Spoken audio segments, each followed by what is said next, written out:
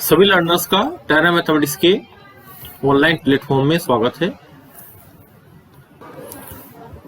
टेरा mathematics में आप preparation करते हैं TGT, PGT, NDA, JE mains advance के मैथमेटिक्स की।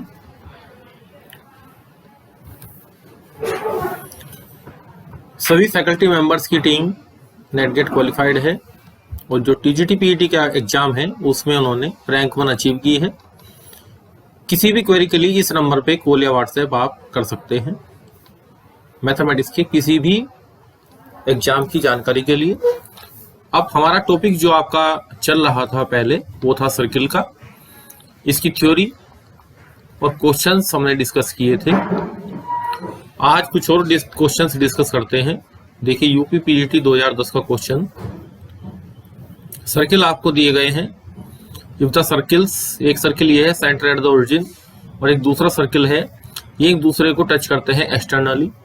अब आपको पता है कि एक्सटर्नली टच करने में जब दो सर्किल एक दूसरे को एक्सटर्नली टच करते हैं तो आपका जो कंसेप्ट होता है कि सेंटर के बीच का डिस्टेंस C1 C2 वो आपकी दोनों सर्किल की रेडियस के सम के इक्वल होता है। इस कंसेप्ट का आप ऑपरेट करेंगे तो आपका आंसर डी आंसर आएगा। अब हम इसको ज्योमेट्री के लिए भी फिगर वाइज भी देखते हैं एक बार, क्योंकि पहला जो सर्किल मेरा है सेंटर एट द ओरिजिन, इसकी रेडियस ए है। दूसरा सर्किल ध्यान से देखिए, यहाँ पे इसका सेंटर -g-f तो g रहेगा और f इसमें है नहीं तो 0। जो इसकी रेडियस आएगी √g² प्लस f² इसमें है नहीं, g² प्लस f² माइनस का c, तो यहाँ पे -g² और प्लस का हो जाएगा b²। ये कैंसिल आउट हुआ तो इसकी रेडियस क्या रहेगी, b रहेगी। इसका मतलब अब क्वेश्चन में दिया गया है ये आपका सेंटर हो गया g, 0। अब सर्किल एक्सटर्नल टच कर रहे हैं, इसका मतलब ये आपके पास b रेडियस का सर्किल हमें डेवलप करना पड़ेगा। यहाँ पे ये मान लेता हूं यहां तक, ये हमारे पास सेंटर है, इसको b लिख देता हूं g, 0। तो ये मुझे रेडियस माननी पड़ेगी इसकी, यहां से आता कि b किसके लिए, क्वेश्चन में देखिए एक्सटर्नली टच करने के लिए। तो यहां से जो g कोऑर्डिनेट आपके पास है, तो जो आपके पास यहाँ पे g कोऑर्डिनेट आया, ये जो g यहां तक की लेंथ है, फिगर में देखिए ध्यान से, g जो लेंथ है वो a और b के सम के बराबर हो जाएगी।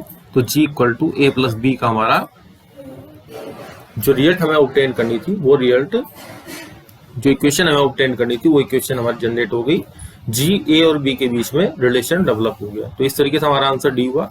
तो देखिए क्वेश्चन को हमने ज्योमेट्रिकली करा तो क्वेश्चन में आपकी टाइम सेविंग हो गई, क्योंकि यहाँ पे पूरा प्रोसेस फॉलो करना पड़ता है, पहले सेंटर निकालने पड़ते हैं।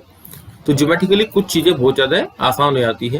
तो आप भी कोशिश करें कि चीजों को, जो सर्किल के क्वेश्चन है उनको ज्योमेट्रिकली सोल्व करने की कोशिश करें। एक और मेथड मैं आपको बता देता हूं कि यहाँ पे g बराबर इसने ए बी का प्रोडक्ट बनाया है। हमारा जो कंसेप्ट है वो C1 C2, जो कंडीशन हमने आपको दिखाई है यहाँ पे, जिसको मैंने हाईलाइट किया है, C1 C2 बराबर है R1 + R2 के। तो मोस्ट प्रोबेबली आंसर होने की पॉसिबिलिटी ये है, ये हमारी पॉसिबिलिटी में नहीं रहेंगे। आप और भी क्वेश्चन देख सकते हैं।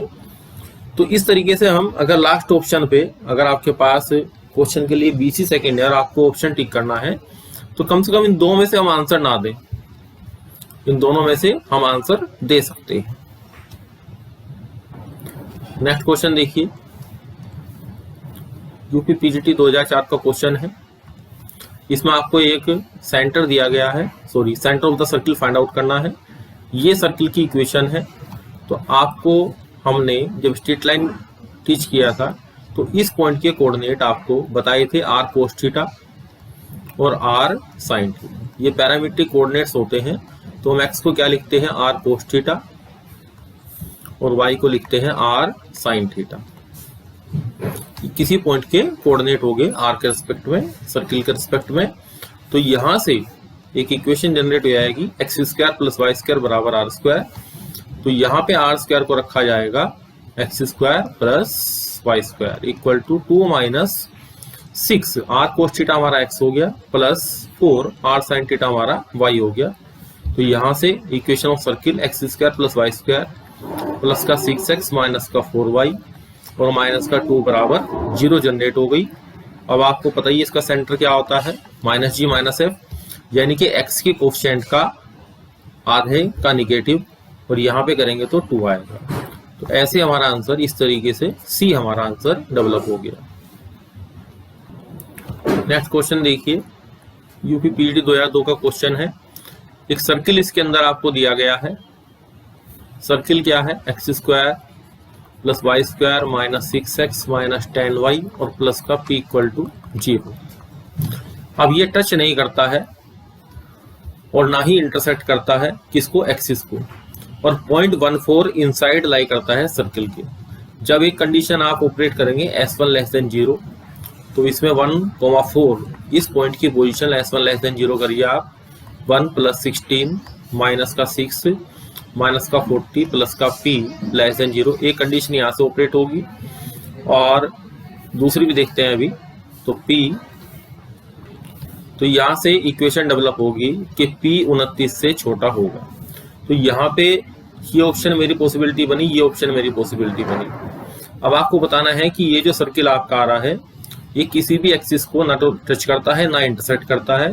तो इसका मतलब क्या हुआ, एक तो आप इसकी रेडियस निकालिए पहले, r equal to under root. तो यहां से आपकी सर्किल की इक्वेशन डेवलप हो गई। अब ये मेरे पास इस सर्किल की रेडियस है, ये लेंथ हमारे पास 3 है, ये लेंथ हमारे पास 5 है। तो r की वैल्यू आपके पास छोटी आएगी 3 से भी, और r की वैल्यू छोटी आएगी 5 से भी, क्योंकि ये सर्किल आपका y एक्सिस को x एक्सिस को ना तो टच करता है ना इंटरसेक्ट करता है। तो यहाँ से कंडीशन ऑपरेट हुई r लेस देन 3। तो यहाँ से under root 41 minus p less than 3, इसको सोल्व आउट करेंगे। 41 माइनस p लेस देन 9, और यहाँ से कंडीशन ऑपरेट हो गई कि p बड़ा होगा, यहाँ पे आपका 25 प्लस 9, और ये जो इक्वेशन आएगी आपके पास, ये 41 रॉन्ग हुआ, यहाँ पे आएगा 34। तो यहाँ पे भी